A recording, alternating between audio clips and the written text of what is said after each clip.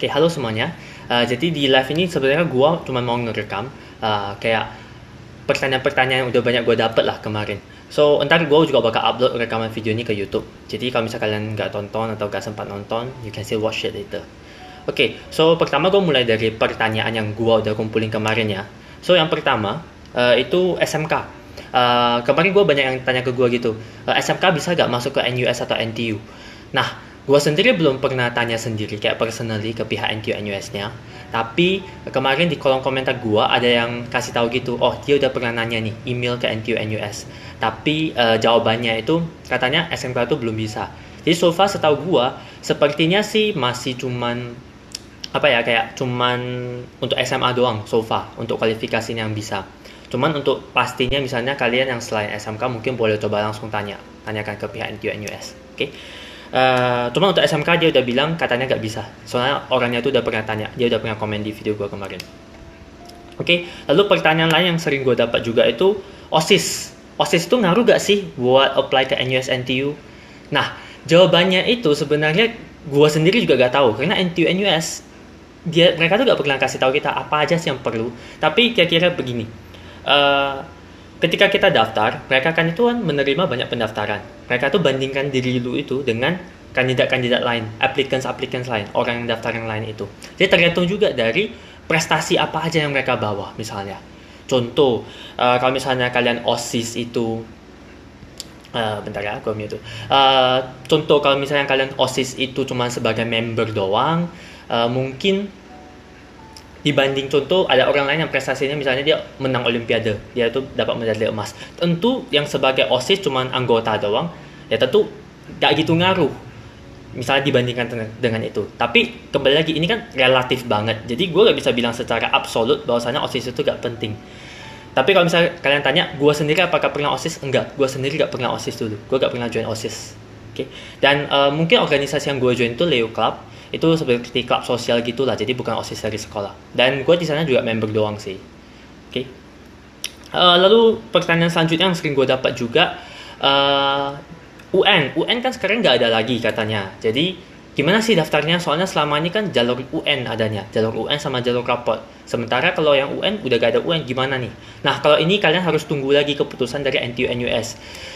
Pendaftarannya itu bakal dibuka bulan Oktober kalau nggak salah. Jadi entar Oktober seharusnya mereka udah ada keputusannya. Tapi tenang aja lah, pendaftaran itu selalu tutup sekitar bulan 12 gitu. Jadi kalian nggak usah buru-buru gitu, pasti masih ada waktu yang cukup. Oke? Lalu next, ada juga yang nanya rekomendasi buku. Kayaknya sepertinya yang ini gue udah pernah jawab sih. Cuman either way gue jawab lagi. Rekomendasi buku sebenarnya gue sendiri gak ada. Karena seperti yang gue udah cerita di video gue kemarin, gue belajarnya itu sedikit agak buru-buru. Jadi gak ada lah rekomendasi buku spesifik. Soalnya gue lebih ke pakai buku dari sekolah, lalu dari soal-soal temen gue, lalu gue sempat bimbel satu semester itu kan. Nah jadi kan ada dikasih beberapa soal juga. Nah gue pakai soal-soal itu aja semuanya. Gak ada buku spesifik. Cuman kemarin kalau bagi yang udah join di grup line open chat atau yang belum join mungkin boleh join. Kalau di grup sana mereka tuh rekomendasinya tuh bukunya CS Toh. Kalian bisa cari di Google Play Store atau kemarin di grup tuh juga ada kasih lah linknya untuk beli di mana. Nah, kalian boleh join kalau misalnya mau, soalnya di sana juga ada grup belajar itu, jadi kalian bisa saling sharing lah. Lalu next, apa lagi ya? Oh, soal sampel. Lalu ada juga yang nanya kemarin, soal sampel itu, soal sampel NTU NUS kan bisa kita cari di Google, UEE sampel paper NUS, UEE sampel paper NTU. Nah, apakah soalnya tuh bakal sama dengan soal ujiannya? Formatnya tuh bakal sama, bakal mirip. Tapi tentu ya soalnya beda lah, gak mungkin dia kasih bocoran soalnya kan, tapi formatnya itu bakal sama. Jadi kalau NUS, bahkan kalau NUS pas gua ujian itu matanya tuh mirip banget sebenarnya bisa dibilang. Nah jadi itu bisa dijadikan sebagai patokan gitu. Kalau nggak salah kecuali NTU doang, soalnya kalau nggak salah sampel papernya itu kurang updated, cuman kurang lebih masih mirip lah. Bedanya tuh kalau nggak salah di sampel paper, gua nggak tahu sekarang gimana, tapi pas gua itu sampel papernya itu dikasih 5 soal, kita pilih 4 doang. Nah tapi ketika pas gua ujian malah nggak gitu, gue dikasih 4 soal dan harus kerja 4 semua. Nah tapi untuk hal lain tuh udah kurang lebih mirip sih. Oke. Dan anyway bagi yang misalnya gak bisa join ini gak apa-apa, gue juga bakal rekam ini kok. Gue bakal usahain save video ini dan gue bakal upload di YouTube lah. Oke. Dan ini gue bakal kelarin dulu list pertanyaan yang gue ada, habis itu gue bakal lanjut ke pertanyaan-pertanyaan dari IG tadi. Oke? Lalu NUS NTU lebih susah mana? Nah, gue juga sering dapat ini. Ujiannya itu menurut gue sih berimbang ya, kurang lebih sama seharusnya. Tapi kalau dari gue sendiri, pas gue ujian matematikanya itu lebih gampang di NUS dibanding NTU. Karena gue udah pernah cerita juga di video gue kemarin. Gue kalau pas ujian NTU itu gue kacau banget matematika gue. Tapi kalau fisikanya, nah ini gue agak kurang bisa memberikan sebuah penilaian yang akurat ya. Soalnya pas ujian NUS, gue ujian fisikanya itu gue belum totally siap. Masih ada bahan-bahan yang belum gue bisa. Nah jadi, kalau untuk fisika mungkin kurang lebih sama. Tapi sekali lagi, itu dia tesnya itu konsep. Nah dan juga ada yang nanya, kalau tes konsep itu maksudnya gimana? Nah maksudnya ketika gue bilang tes konsep, dia tuh gak memaksa lo tuh untuk hafal rumus gitu.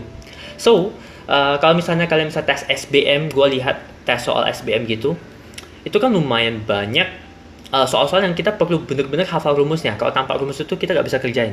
Sementara kalau di ujian NTU, itu bakal dikasih rumusnya. Gue masih ingat di halaman pertama atau halaman terakhirnya itu ada list dari rumus-rumusnya semua. Nah jadi kalian kalau gak hafal rumus juga bisa kerjain selama kalian paham konsepnya itu apa. Kalian tahu cara kerjanya, kalian bisa tinggal lihat rumusnya dan kerjain.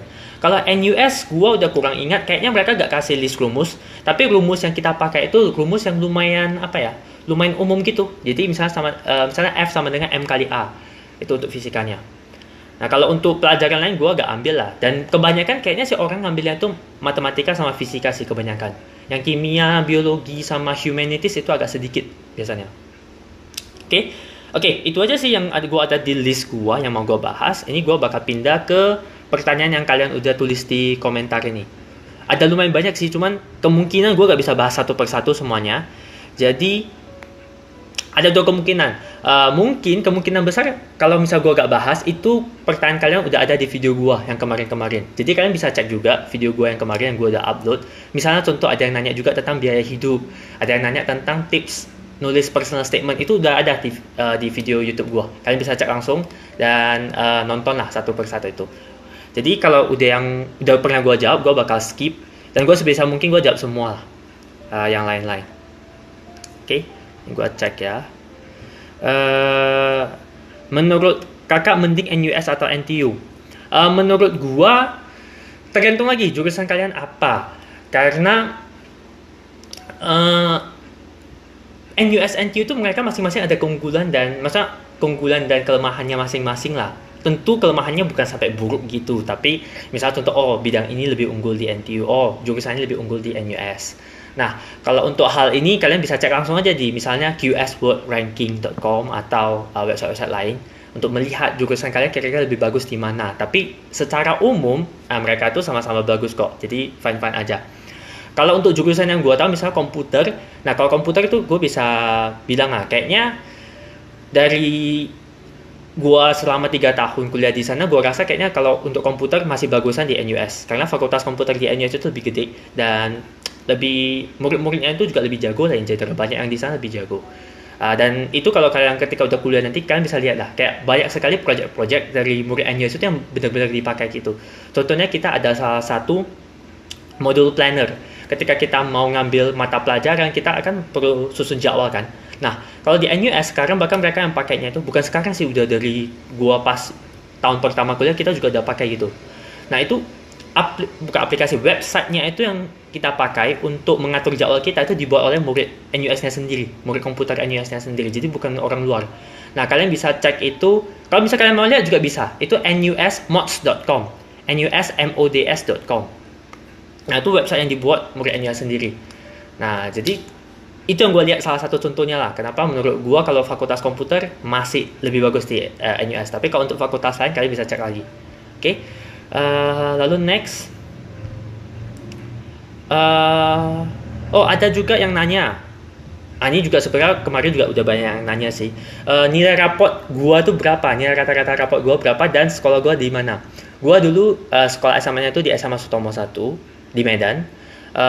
Gua langsung dari SMA kelas 12 itu gua apply ke NUS. Kalau untuk nilai rapot sebenarnya gue udah beberapa sih. Kalau nggak salah nilai rapot semester 4 gue tuh rata-ratanya untuk yang Mafia Bio itu 94 kalau nggak salah. Nanti gue coba cari hasil scan rapot gue, kalau ada gue bakal taruh lah di video YouTube gue nanti kalau misalnya kalian mau ngecek. Nah, jadi kalau misalnya kalian sebenarnya nanya ke gue, alasan paling utama kenapa gue bisa keterima kayaknya lebih ke nilai rapot gue sih, karena gue gak ada ikut lomba-lomba gitu. Jadi kemungkinan besar kalau untuk kasus gue ya, gue dapat seleksi untuk lolos ujiannya itu lebih ke nilai rapot dibanding prestasi-prestasi lain. Ya, live-nya itu gue bakal coba save. Semoga sih bisa di save ya, kemarin bisa di save kok. Nanti gue bakal save dan gue bakal coba upload ke YouTube. Lalu tapi sekali lagi itu nilainya punya gue doang. Gue gak tahu nilai teman-teman gue yang lain gimana. Dan sekali lagi di NTU NUS itu mereka gak pernah bilang nilai secara absolut. Mereka gak pernah bilang, oh kamu itu harus ada nilai 84, oh kamu itu harus ada nilai 85. Gak pernah dibilang gitu. Jadi kita tuh sebenarnya ketika kita kasih suatu angka itu kira-kira doang. Nah jadi itu benar-benar bukan sebuah angka yang pasti lah. Oke? Thank you juga yang udah bantu jawab di komen ini. Sorry ya kalau kelewat, soalnya gue lagi lihat list-list dari pertanyaan yang tadi di story gue sebelumnya. Gimana cara ambil beasiswa double degree? Kalau double degree setahu gue cara daftarnya itu masih sama, tapi ini harus cek lagi sekali lagi. Seharusnya masih sama. Ini kan S1 kan. Kalau double degree seharusnya masih sama, tapi setahu gue kalau kita pas apply, kita nggak bisa langsung apply double degree ya kalau nggak salah. Itu harus dicek lagi. Karena kalau nggak salah ada yang antara double degree atau double major ya, gue lupa. Itu kita harus apa ya? Harus tunggu setelah kuliah 1 tahun dulu baru bisa apply untuk itu lagi. Nah jadi biasanya mereka tuh pilih satu dulu, kayak pilih satu jurusan dulu, nanti setelah kuliah 1 tahun baru dia apply lagi untuk degree keduanya gitu. Jadi tergantung banget lah. Tuh better langsung cek lagi sih ke website NTU NUS. Dan sekali lagi di NUS NTU tuh websitenya tuh lengkap banget ya. Jadi kalian bisa langsung cek. Soalnya mereka gak ada agent. Setahu gue yang ada agent cuma NUS doang, Creosis. NTU gak ada agent. Jadi sebenarnya website NTU NUS itu detail banget udah. Banyak sekali informasi di sana tentang application. Jadi kalian bisa cek langsung sebenarnya, kan?